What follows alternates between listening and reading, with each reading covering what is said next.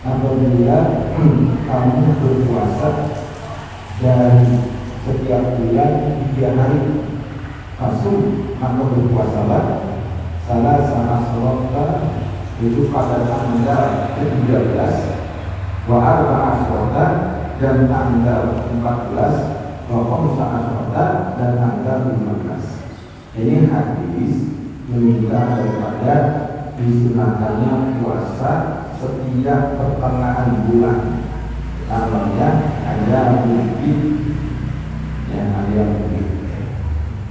Nah, ketika pertengahan bulan, memang bulan dalam keadaan bentuk normal, bulan di tengah-tengah, purnama gitu. Maka kita disunahkan puasa pada tanggal 13, 14, 15. Ya. Dalam hadis Nabi yang lain bersabda, "Man shoma min kulli syahrin salasa ayyam, adzalika siyamu dahr." Barang siapa yang berpuasa dari setiap bulan 3 hari, maka dia seperti puasa 1 tahun benar-benar. Ini keutamaan puasa sunnah ayam bid. Ya.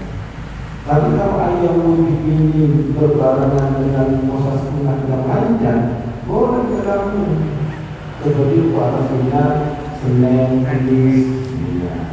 Ini tanggal 13 tetap pada Senin, udah niat digabung dibarengin, niat puasa Senin dan niat puasa ayam bid. Maka insya Allah mendapatkan 2 keutamaan tadi, dapat pahala puasa ayam Senin dan puasa ayam bid.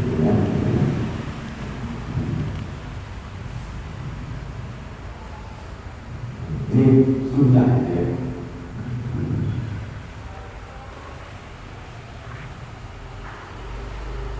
Tapi juga ada puasa yang ayam musuh, itu akhir bulan, yaitu pada tanggal 27, 28, 29 itu tanggal bulan. Nah ini bulan Hijriah bulan, bukan bulan Masehi. Terjadi yang baru lagi.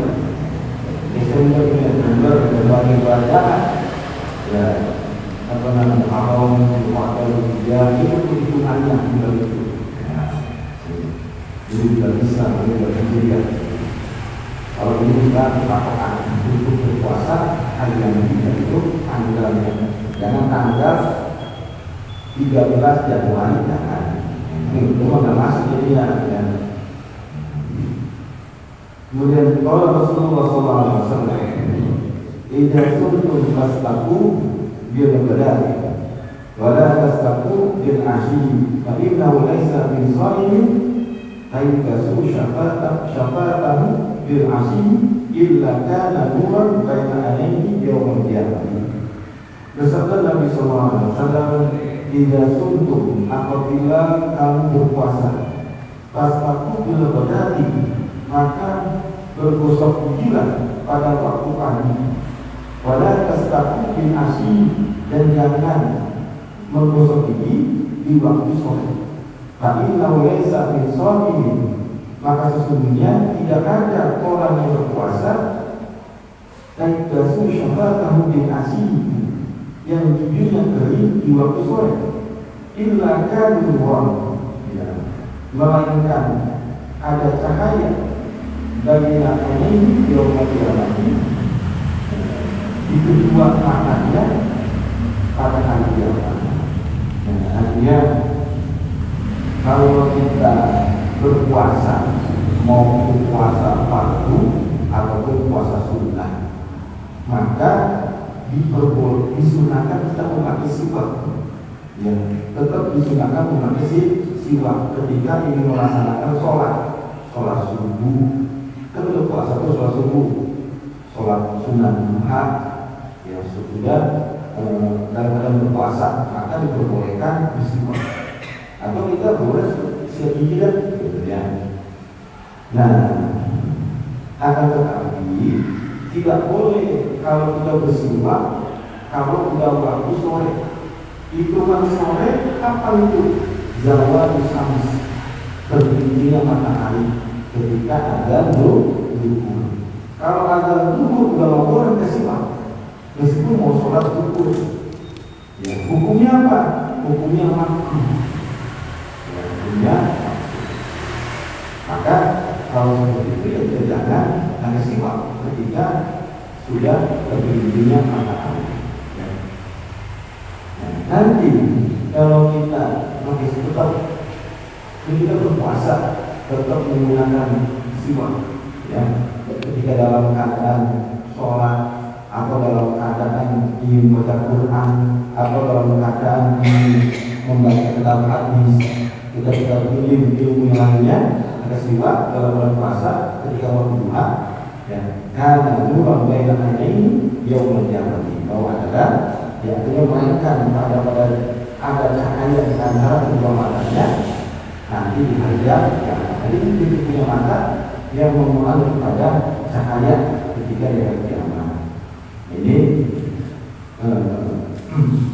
akan daripada ya tadi itu tetap disunahkan kita memakai siwak meskipun dalam keadaan berpuasa, asalkan jangan sampai ketika sudah siang itu zawal syams. Tidak ada masalah, meskipun nanti kita dalam puasa itu mengeluarkan aroma-aroma yang kurang enak. Namanya puasa, ya pastilah mengeluarkan yang namanya bau-bauan, ya. Karena orang malu masuk gigi misalnya, itu kan salah musibah kan mengurangi bau memang dari mulut kita. Kenapa orang puasa ini mengeluarkan aroma yang kurang enak? Karena ketika kita puasa kan makan di stop sebelum ada subuh, ya, stop sampai ke maghrib baru makan. Maka kita punya sisa makanan ini di perut, tidak ada yang ganjil, yang makan di sini. Akhirnya itu dia punya aroma ke atas tuh. Berasal dari sini. Kalau kita makan pagi, makan siang, maka yang punya makanan membusuk di perut kita, kalau dia menjaga ke atas, karena bertahan dengan makanan tersebut yang baru datang gitu ya. Kalau puasa itu enggak bertahan lagi, langsung keluar, makanya kalau dia kurang sedangnya. Tapi ini nanti akan menjadi keistimewaan, meskipun puasa kalau yang kurang sedap, nanti ketika dari kiamat akan lebih wangi daripada minyak misi, ya. Jadi jangan sampai ada alasan kenapa kita mau berpuasa, takut mulutnya bau. Awal itu adalah hitungan daripada keutamaan orang berpuasa. Dari akhirat akan mulutnya akan bau seperti minyak misi yang lebih harum daripada minyak misi. Dan ini menunjukkan akan daripada tidak menipu, ya.